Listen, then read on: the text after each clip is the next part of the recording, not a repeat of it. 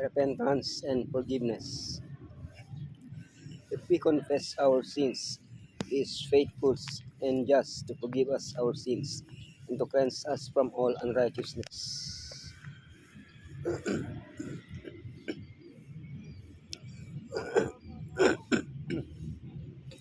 The Bible declares the Bible declares that all have sinned and fall short of the glory of Elohim. It also states that we are unable to avoid or remove our sin, but God is willing to forgive our sin. No sin is so great or so horrendous that Elohim is unwilling to forgive it. There is only one condition: repentance. Repentance, delaying repentance, true repentance, the call to repentance, forgiveness, the grace of forgiveness, graces of forgiveness, repentance, delaying repentance. Yeshua answered and said to her, Martha, Martha, you are worried and upset about many things. At Lazarus' house, Yeshua spoke about important matters, vital for salvation. But Martha didn't listen. She didn't have time. There were so many things to do. This also happens to us when we have sinned and the Holy Spirit calls us to repentance. Satan fills us with activity, worries, or any other distraction that prevents us from reflecting on our sinful situation and seeking forgiveness. But Elohim does not give up. He persists in his call. He compares our sins to filthy garments. He offers an exchange our filthy garments for his clean garments, garments washed in the blood of Yeshua. Through repentance. Come, let us return to the Lord. He has torn us to pieces, but He will heal us. He has injured us, but He will bind up our wounds. What is repentance? What is the difference between true repentance and feigned repentance? When a sin brings immediate and unwanted consequences, regret arises. It's a shame because what we did didn't turn out well. If there hadn't been negative consequences, we wouldn't feel sadness for our actions. This is not true repentance. When the very fact of having sinned is what causes us sadness and a deep desire to be forgiven, whether or not there have been negative consequences, we are faced with true repentance. When we sin, the Holy Spirit torn us to pieces and injured us with a deep sense of sorrow. If we respond with true repentance, Elohim heals us, forgiving our sins. The call to repentance. Repent then and turn to Elohim, so that your sins may be wiped out, that times of refreshing may come from the Lord.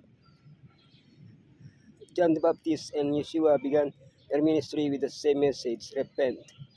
Why is repentance important? Because without it, there is no forgiveness of sins. How does this process occur?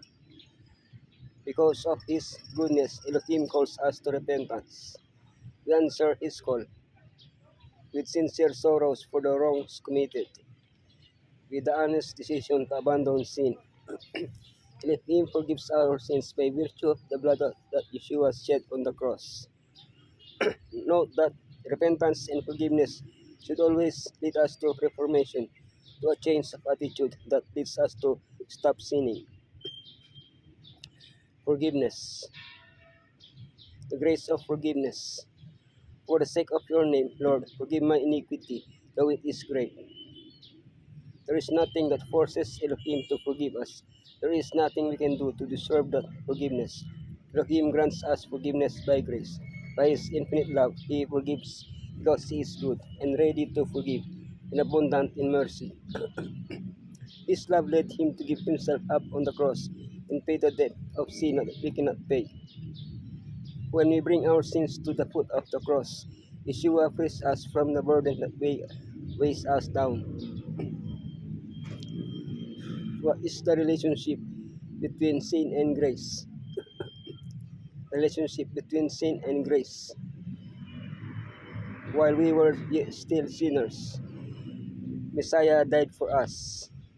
And where sin abounded, grace abounded.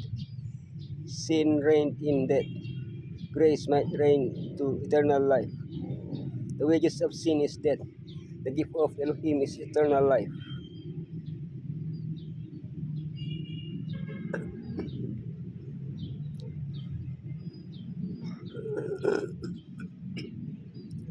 Traces of forgiveness. He asks, how did you get in here without wedding clothes, friends? The man was speechless.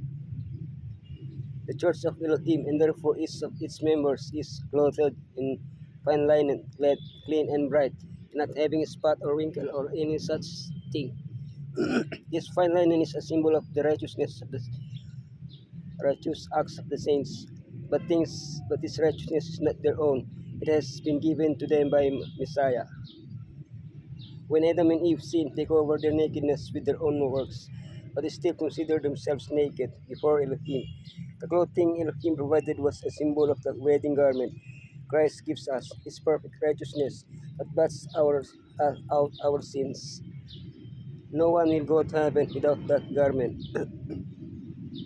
He who would become a child of Elohim must receive the truth that repentance and forgiveness are to be obtained through nothing less than the atonement of Messiah. Assured of this, the sinner must put forth an effort in harmony with the work done for him, and with unwearied entreaty he must supplicate the throne of grace that the renovating power of Elohim may come into his soul.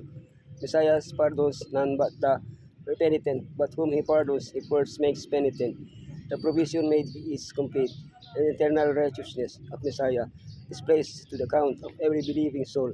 The costly spotless robe, even in the loom of heaven, has been provided for the repenting believing sinner. Oops.